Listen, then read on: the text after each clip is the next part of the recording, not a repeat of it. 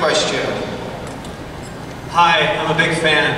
My name's Matt. I'm from Los Angeles. I was wondering, this question is Jeff Easton. I was wondering where you got the idea to use Denny Gordon, Kevin Bray, John Kretschmer, Ken Girardi, Bronwyn Hughes as directors, Tim Matheson as both a director and an actor, Doug Hanna as an editor, and Rashad Raisani as a writer. Where did you get that idea? It was Matt from Los Angeles.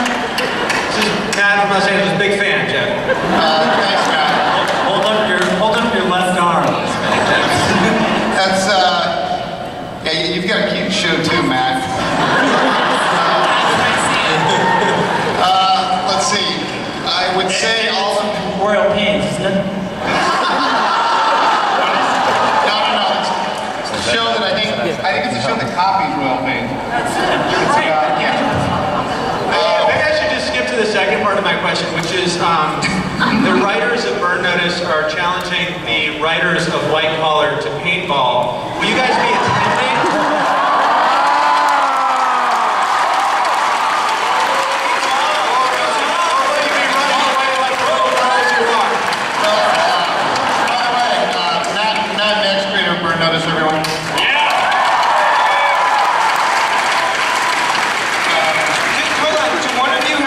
More Twitter followers than the other? I'm just that not sure. would be me by a large percentage. Oh, okay.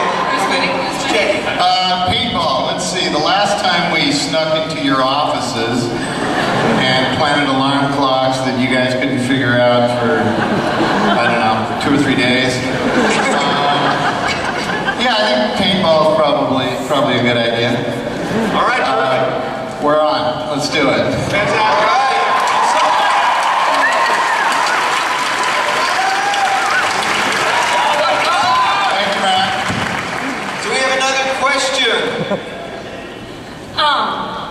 The bakery that Neil jumped onto and bought to escape, are we ever going to see that or any other past capers come involved? Yeah, quite often. I mean, we reference The Greatest Cake quite a bit. We haven't written it into a new episode, although again we reference it a lot. But yeah, we've got actually coming up in the second half of the season, we have our big return episode of Matthew Keller returning. If you remember in Bottleneck, Keller was the Neil nemesis. If anybody wants to know why he's named Matthew Keller, he just walked out of the room.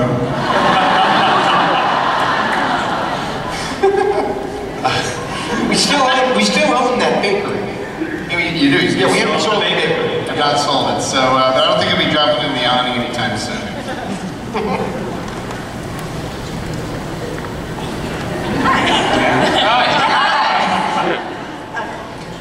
Usually in shows that have law enforcement officers, FBI agents, or cops, the marriage is often something another thing that stresses out the characters, where in this show the marriage is this wonderful, amazing relationship. Why did the show decide to go in that direction? What was the inspiration for just how awesome they are?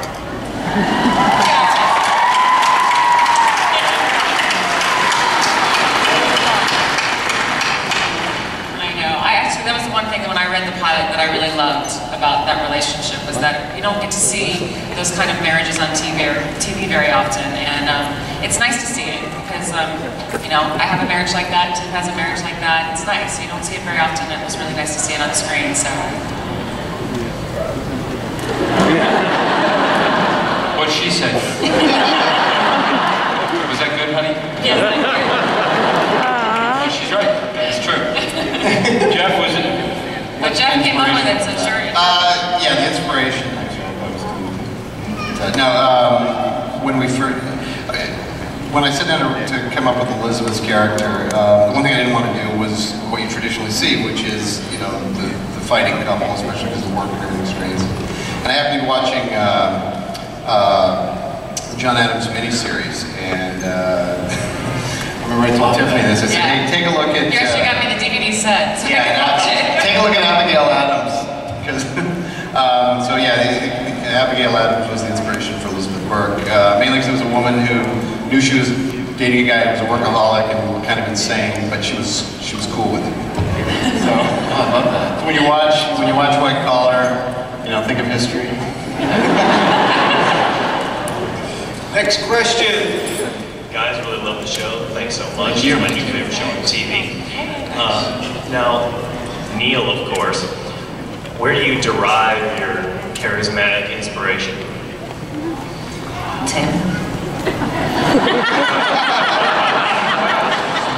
Jeff and I had a dialogue pretty early on about sort of specific source material, which varied from the Rat Pack to Cary Grant and Ferris Bueller, 48 Hours, Catch Me If You Can. But, you know, I think, you know, when you're a con artist, that confidence and charm is just such a valuable tool to have in your arsenal. And so that was one thing we really wanted to hone in on and try to make real and believable and grounded in something rather than just making it sort of a superficial quality. And, you know, I think that's the one thing that I couldn't put on the page that you bring. So, I mean, I could write charming, but you're the reason that it is charming.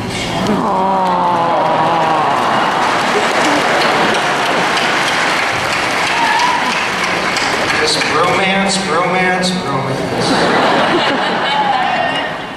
Next question. Hi, this question is for the two Jeffs. Is there any correlation between the Elizabeth character and the Kate character, since there's a physical resemblance? Absolutely nothing alike. What are you talking about? Someone likes brunettes. That was one that I discovered. I think it was either Twitter or Facebook, where, you know, those who need to follow me on Twitter and defollow Matt next, please do. But usually what I'll do on Twitter is I'll watch the live, you know, I'll watch the White Collar hashtag come in, and it's kind of like watching a live, you know, a live version of the show in front of a bunch of people where I can see what's happening. And I remember the first time we really saw Kate, it was like, oh my God, Elizabeth's sister, pop, pop, pop. And it was the first time I'd ever seen it. I think it happened to be just a correlation of the fact that, you know, our two lead actresses did look similar, but it happened to be the day we did her hair and everything else. It looked very, very similar. So it was a complete accident. Well, no, why not? Yes, there is a. Yes, you'll find out in season 3. Buy the DVD set. There's a thing on there about the backstory. Elizabeth and Kate are sisters. No, complete coincidence. One more. Hi there. Between Neil Caffrey and Michael Weston, it's not Lifetime for women, it's USA for women. Let's just cut the chase.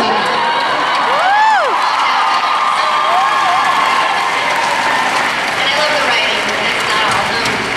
So Matt, what about the role attracted you, and you know, that you thought, this is a good character for me? Thanks so much. You know, like I said earlier, one thing I responded to was it was amazing to find a character who was three-dimensional and really well thought out. Who wasn't. You read a lot of this type of role where it's just the perfect guy who can pull off any caper, but Neil also happened to have an Achilles heel, and that his romantic life was really sloppy. And he seemed to me like a really well thought out, well drawn character that Jeff was really in tune with. And so I'm just lucky enough to get to basically play his id every week, and that includes all the fun things he gets to do and all the sloppy things he gets to do as well, and all the impulsive things he gets to do as well. And I liked that he had all those little idiosyncrasies that were very specific. We can have another question. Hello, my name is Patrick McCaffrey. Like Neil Caffrey, but different. McCaffrey! Thank you very much, Nobby. Thank you very much. I just wanted to say I love your performance as Neil Caffrey, and I really like the way you're embracing conspiracy theories here. And I've seen you do that in the past as well, and I love it. Thank you. Thank you. Thank you. Do you have a favorite conspiracy theory? I have a few conspiracy theories, but well, you know, I'd like to give this to you because. Bring it up.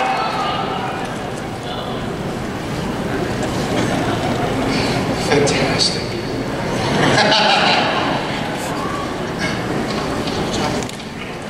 All right. Okay, we will have time for one more question after this. Okay, so this question, this is for the Jeffs. Yes, sir. What are the chances that we can see a white-collar caper taking place at Comic-Con or an event like it?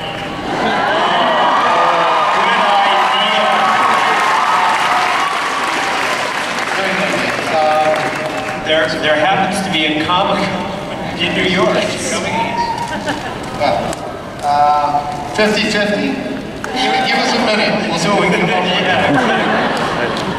And we kind of blew our wad on the Willie with the ears video. How dare you? This is our caper. That is all the time we have for questions. Can I, one last quick request? Hold on.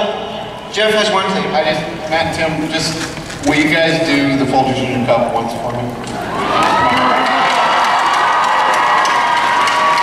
Kids under 18 here, we can't curse. There are kids under 18. You gotta bring Oh, didn't you read this?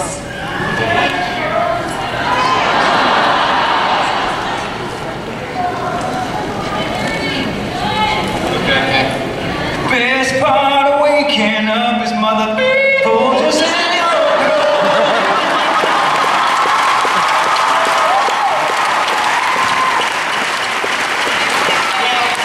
Listen, we have something very exciting to tell you. We're picked up for 14 seat now. God, if I could only make that announcement. If only my stand-in, Jeff Wachtel, could come up and make that announcement, but he won't. If you look on the screen, bing. Don't look at the screen. That would be ridiculous. But here, if you look at me, but I am on the screen, I will show you.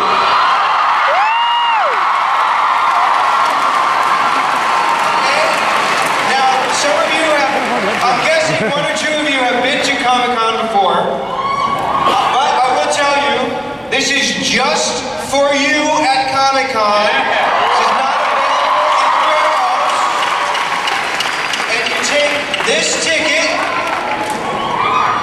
and you go to the Marriott Hall 3, and you get this only for this audience at Comic-Con, white collar shirt.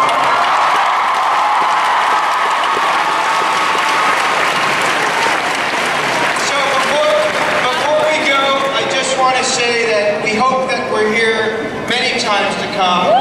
Whatever happens to us, this has been an unbelievable honor and an unbelievable ride to make some quality television, and it means more than we can express to you how much it means to us that you have embraced the show so much, and we love making it for you. And I thank you from myself, the cast, and the Jeffs. Enjoy the